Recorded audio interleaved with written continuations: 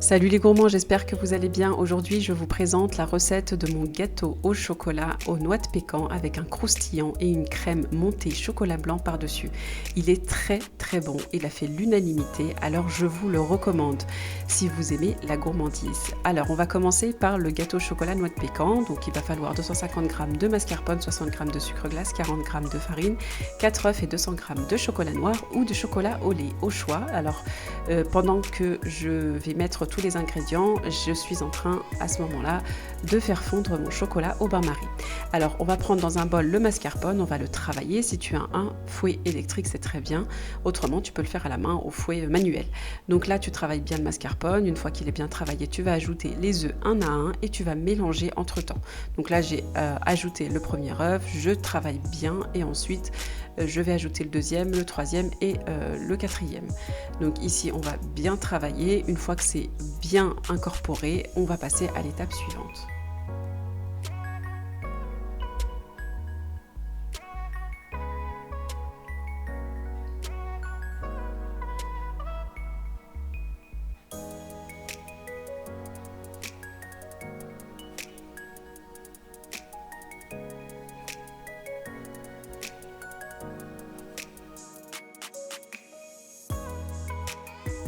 Une fois qu'on a bien mélangé et que c'est bien mousseux, tu vas ajouter la farine et tu vas continuer à mélanger. Tu vas préparer ton chocolat qui est au bain-marie, donc qui a fondu au bain-marie. Et là, je vais le préparer. Donc là, il vient juste de terminer de fondre et je vais l'incorporer au mélange précédent. Et je vais bien mélanger.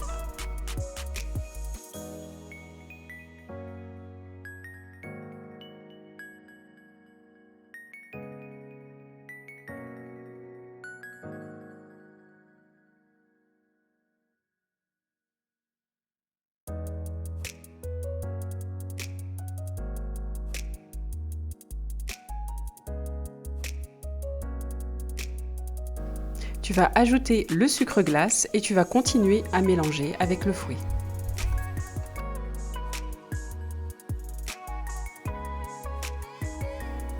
Pour ce qui est du moule, j'ai utilisé un moule à charnière, donc c'est plus pratique et c'est un moule de 20 cm de diamètre, donc tu peux utiliser 20 ou 25 cm de diamètre, c'est très bien. Ici, j'ai mis au fond du papier cuisson pour ne pas que ça colle. Et ensuite, je vais verser l'appareil dans le moule à charnière.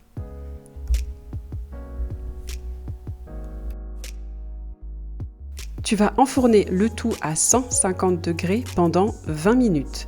Donc ici, j'ai ajouté dans le gâteau au chocolat des noix de pécan. Donc ça donne vraiment un goût très agréable.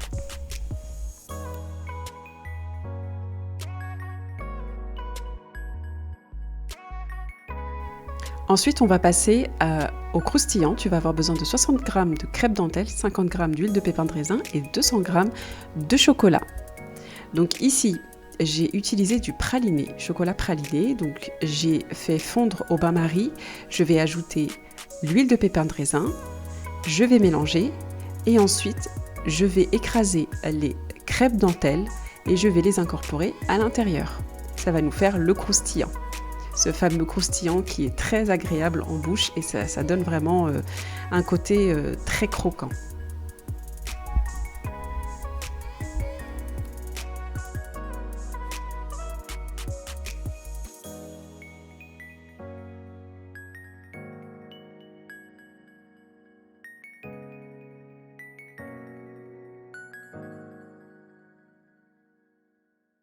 Une fois que tu as mélangé ton croustillant, donc il est liquide, ce qui est normal, il va refroidir avec le froid, tu vas sortir ton gâteau, tu vas le laisser refroidir et là tu vas verser ton croustillant par-dessus. Tu vas l'étaler finement, donc là on a un moule qui n'est pas très grand, donc ça ne sera pas très fin, mais si tu veux vraiment avoir un croustillant assez fin, tu peux utiliser un moule plus grand. Donc ici tu étales bien finement.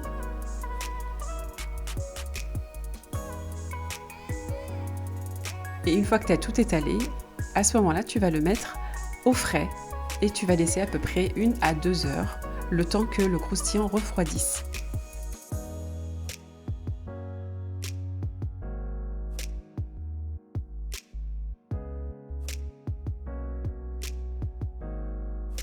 Donc ici, le croustillant a refroidi, donc on peut voir que ça donne envie.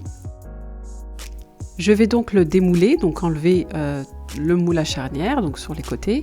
Donc ici, j'ai besoin vraiment de passer mon couteau, ma cuillère tout autour pour éviter que ça colle. Et ensuite, donc j'enlève le cercle et là, je vais le positionner pendant que je vais préparer ma ganache montée par-dessus au chocolat blanc.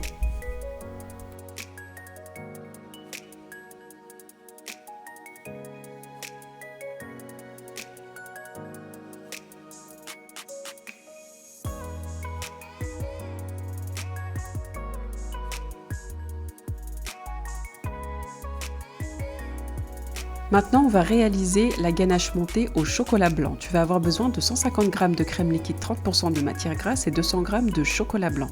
Tu vas réchauffer ta crème liquide, il faut qu'elle soit bien chaude. Et tu vas ajouter ton chocolat blanc, tu vas laisser un petit peu fondre, quelques secondes. Et ensuite, tu vas mélanger petit à petit pour réaliser une émulsion. Donc ça va vraiment... faut qu'elle soit bien lisse parce qu'ensuite il va falloir la mettre dans le frigo, la laisser à peu près 1 à 2 heures pour qu'elle soit bien froide et puis qu'on puisse bien la monter, que ça soit une belle ganache bien montée. Donc ici je mélange jusqu'à ce qu'il ne reste plus rien. Il faut qu'elle soit bien lisse, la crème. Tu la laisses au frigo. Et ensuite, une fois qu'elle est bien froide, à ce moment-là, tu vas pouvoir la mettre dans ton robot et tu vas la monter pendant quelques minutes avec le fouet. Et tu auras une très belle ganache que tu vas verser dans ta poche à douille. Et là, on pourra faire une belle décoration au-dessus du gâteau.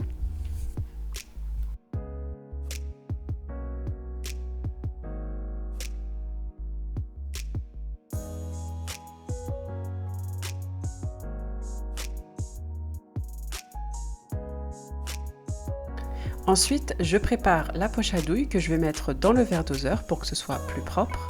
Et là, je vais verser ma ganache dans la poche à douille. Et c'est à ce moment-là que je vais réaliser ma petite déco.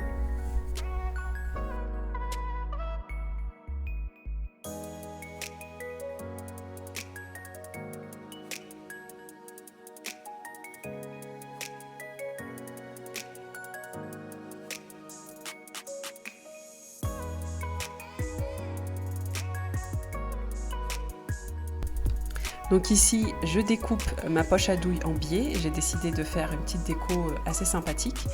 Et là, je vais commencer par le centre et je vais tourner mon gâteau jusqu'à arriver au niveau de la surface du gâteau. Donc tu peux faire ce que tu souhaites, tu peux faire des petites boules par-dessus, tu peux mettre des petites roses, vraiment selon ton choix. Moi, j'ai trouvé que c'était assez sympa de cette manière. Et ensuite, je décore à la fin avec mes petits noix de pécan pour rappeler ce goût. Tu peux aussi mettre du praliné par-dessus si tu en as, praliné maison.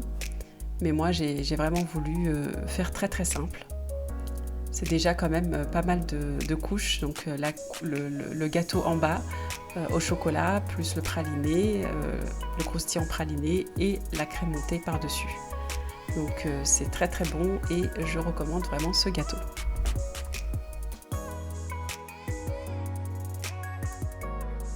Et pour finir, je décore le dessus du gâteau avec les noix de pécan. Je comble un petit peu aussi les vides quand il y a des petits trous et ça rappelle un petit peu le thème, donc ce qu'il y a à l'intérieur.